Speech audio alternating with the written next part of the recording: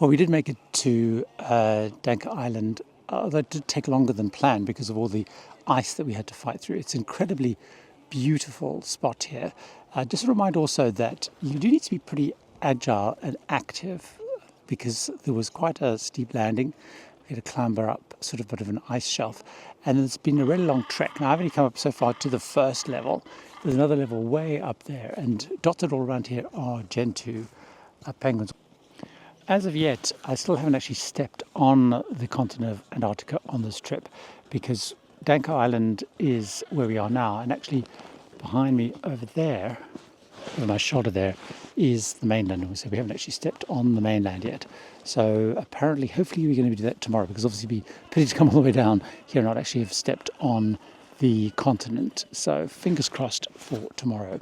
Rather good surprise when we were heading back from Danco Island. We had an hour Zodiac cruising, and we spent that whole hour basically just watching humpback whales. It looks like there's two different whales based on their tails, but they're really close to the Zodiacs, and they're basically feeding up and down, up and down. It was fantastic. Got to see them, I don't know, go up and down maybe 10 times at least. So that was a rather good surprise. I mean, considering it's not really peak whale season, we've been incredibly fortunate with whales. So that's very exciting. One of the mistakes you can make when you come to Antarctica is spend all your time taking pictures and forgetting that sometimes you just need to stand and look and soak it all in. Neko Harbour is a really good example of that. There is this magnificent glacier behind me here. Then there's a sprawling colony of Gentoo penguins. Now, Neko Harbour was, like many places in this area, was originally found by Gerlache, the Belgian explorer. He named it Neko after a whaling ship that used to operate in this area. So it's very atmospheric today. It's snowing. We're moored out there. I'm actually first in the first group out here at 7:30. So it's really great because we're already seeing pristine stuff, not lots of people around. They're all behind me. And then we're going to be doing some Zodiac cruising. But it's just sometimes important to just sit quietly and look. Listen to the sound and the silence. That's one of the things that's amazing about Antarctica, is just the silence of the place. Don't know if you can hear the silence. Again, Neko Island sort of proves the point about the importance of being relatively fit and active. It's quite a big hill that we're climbing up here, and I'm only halfway up to the first level. There's another level way up there. Some people I know have already turned back because they're just worried about the steepness of it and the kind of the ice, etc. So I'll probably sound a bit out of breath.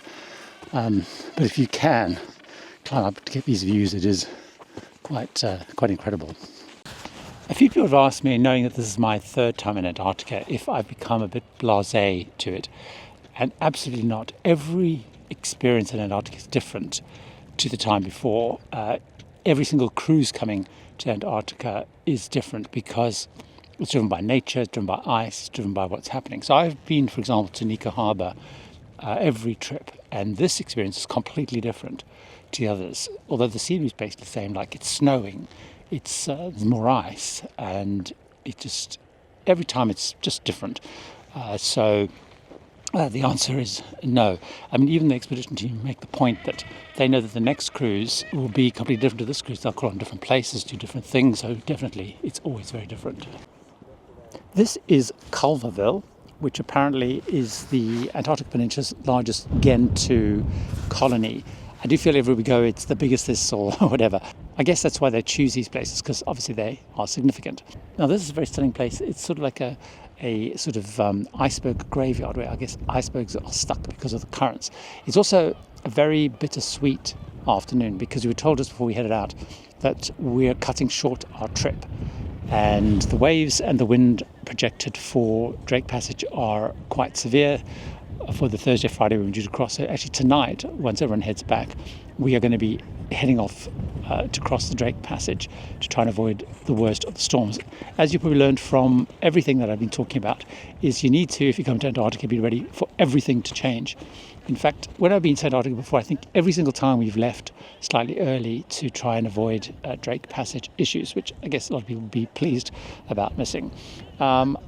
we have actually visited the most incredible places, had the most incredible experience. So I don't feel that I'm missing out, but you just need to be ready for that experience.